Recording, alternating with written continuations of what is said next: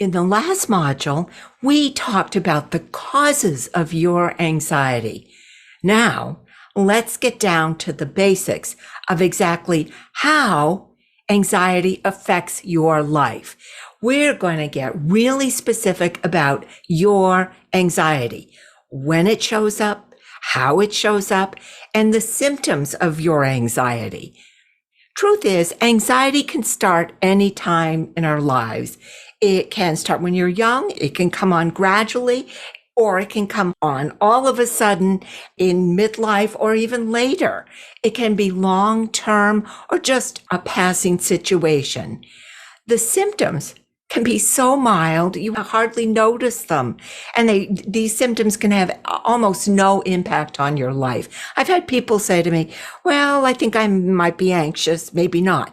Those are mild symptoms. But the symptoms can also be so severe, they make your life absolutely miserable. You may experience just one symptom, or you can have a whole range of symptoms. Symptoms may always be the same. They may come and go, and they can actually change over time. In general, symptoms of anxiety fall into 3 categories: physical, emotional, and mental.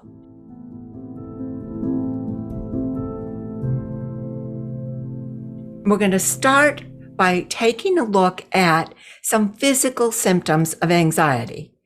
Now, as we go over this list of physical symptoms, I hope you'll listen for the ones that have the biggest impact on your life. And no, this isn't an exhaustive list. Anxiety shows up differently for all of us. But this is a list of some of the more usual symptoms of physical anxiety. And that list includes things like sweating, nausea, trembling, tingling, twitching, pulsing, burning, tension in your body, unexplained headaches, unexplained dizziness, weakness, a pounding heart, chest pain, shortness of breath, or a sense of smothering. And those last 2 occur more frequently in women, feeling of smothering and the shortness of breath. Now, I have said this before, but I'm going to say it again. If you have any of these physical symptoms of anxiety or not, I encourage you strongly to check in with your healthcare provider. These are all symptoms of anxiety, but they can also be symptoms of some pretty serious physical disorders like a heart attack. So really important to rule out any physical disorder before we address your anxiety. Okay, those are the physical symptoms. Let's move on to the emotional symptoms. And again, notice the ones that apply to you. Feeling restless, feeling tense and jumpy, feeling irritable, feeling exhausted, feeling like you're alone all the time, feeling angry for no reason. Now, I hope you noticed that every one of those phrases started with the word feeling. And that's what we're talking about here, feelings. Your emotional symptoms show up in your feelings. On the other hand, cognitive symptoms of anxiety are all about how you think. Now, let me begin by saying, I know from personal experience, when you are really anxious, you may have trouble thinking at all. Your thoughts may be racing and you may be completely unable to focus. Been there, have the t-shirt. But you may also have thoughts like, I'm going crazy. I could lose control. I might become incapacitated. I have to worry because if I worry hard enough and long enough, that will keep me safe from whatever I'm worrying about. I won't be able to handle whatever's ahead of me. I'm going to end up old, broke, and alone. I'm going to die. We're all going to die.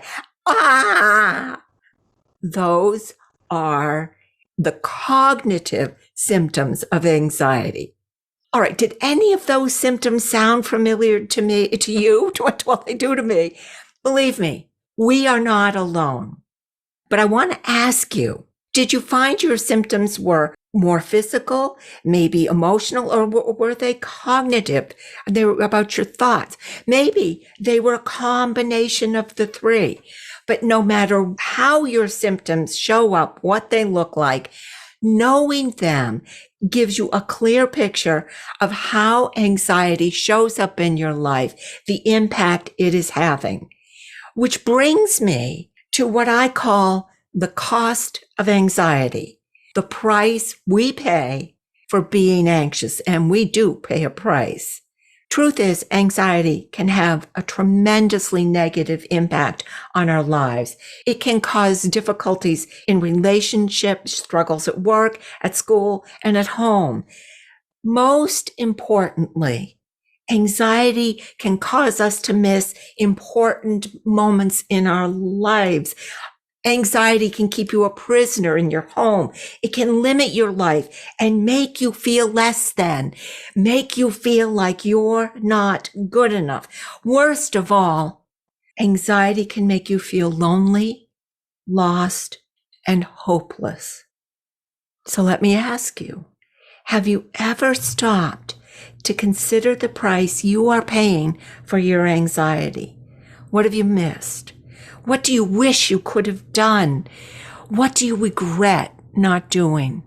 What would you do if you decided in this instance that the price you're paying for your anxiety is too high and you're ready to make some changes?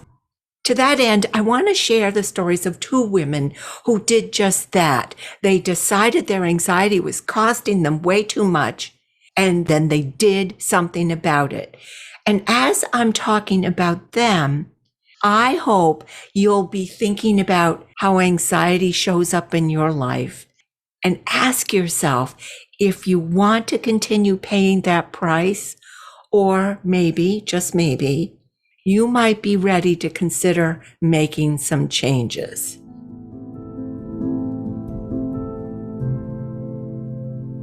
So let's start with Whitney. Whitney was terrified of driving over the long, high drawbridge that spanned the river that divided her hometown. Just the thought of driving up and over this arching 4-lane highway made her hands sweat and her whole body shake. If she needed to get to the other side of town, Whitney would drive nearly 45 minutes out of her way just to avoid that 10-minute trip over that bridge. That meant she didn't get to see her friends who lived on the other side of town much. She rarely shopped over there, and she put off going to the dentist and the doctor because it took so long to get to their offices. And Whitney had great excuses for not crossing that bridge. She told anybody who'd listen that she had so many friends, she didn't have time to see everyone. She had more choices when she shopped online. She didn't need to see her healthcare professionals because she was healthy as a horse. And besides, she liked the scenic route. But in spite of all those excuses, Whitney knew her fear of driving across that bridge was literally keeping her a prisoner on her side of the river. And she was able to continue to pretend everything was fine until the day her son and his newly pregnant wife moved to the other side of that river. At that point, the price was too high. Whitney couldn't pretend anymore. If she wanted to continue seeing her young son and his young family several times a week, she was going to have to find a way to drive over that bridge. Let me say it again. The price had become too high for Whitney. It was costing her too much, and she knew it was time she did something about it.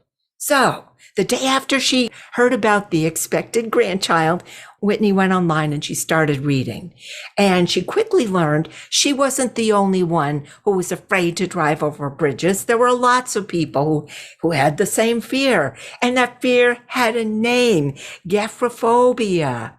She also learned that her fellow gephrophobes had come up with some really great ways to deal with their fear.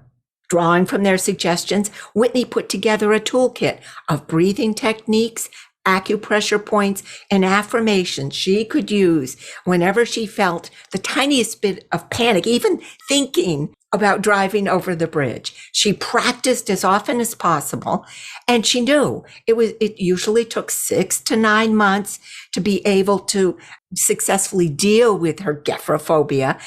And she decided that was the perfect time frame. She was determined to be able to cross that bridge in time to welcome that first grandchild. So Whitney began to visualize successfully driving over the bridge. When she felt comfortable with her visualization, she decided to ride across the bridge with another driver. She asked her sister to drive her, and they created a great list of music. And early one morning, Whitney put in her earbuds, focused on the music as she and her sister made their first successful trip across that bridge. For the next few months, Whitney continued to ride back and forth over the bridge with her sister or a friend, each time focusing on the music, doing her affirmations and breathing techniques to keep herself calm.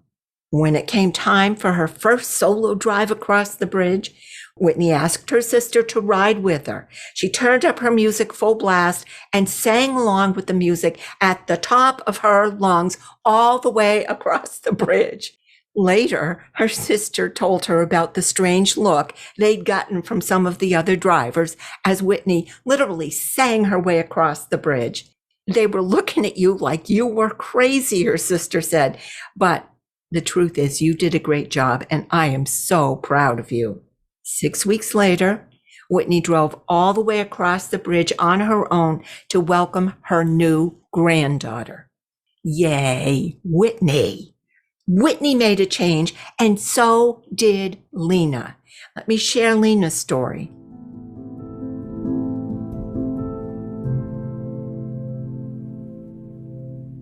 For Lena, life was going on and everything was fine. Her fear and her feeling of being overwhelmed by life seemed to show up out of nowhere.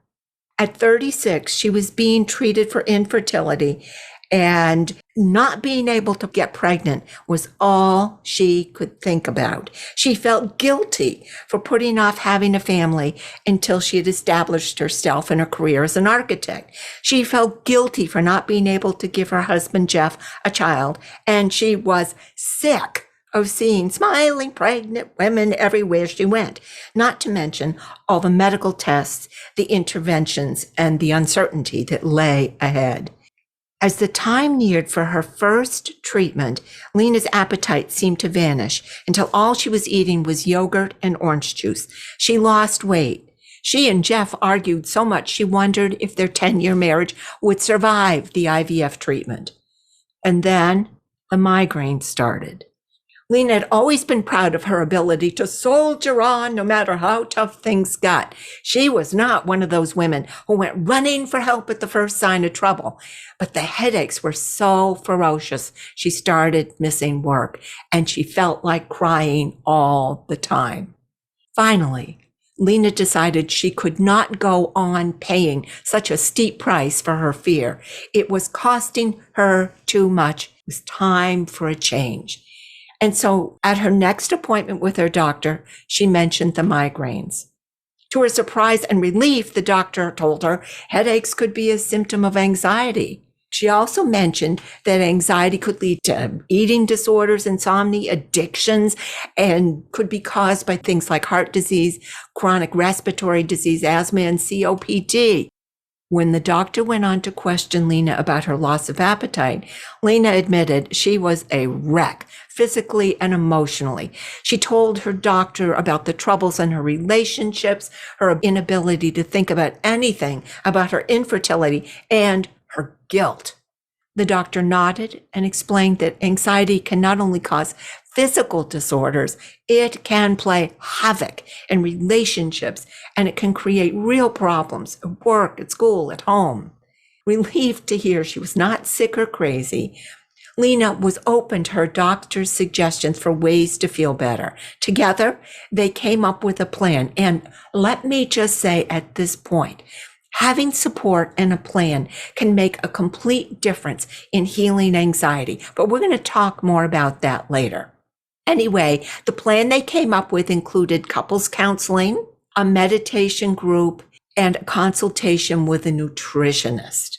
In time, Lena added a weekly massage to help ease her physical stress, and she and Jeff scheduled a romantic getaway to the Cape.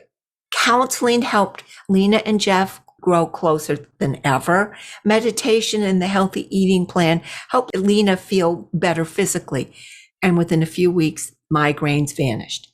6 months later, Lena got the good news. She was pregnant. Let me just say, the doctor said no one's sure what role anxiety plays in fertility. It wasn't a magical cure, but Lena believes that the steps she took to ease her anxiety and to feel better physically helped the process along.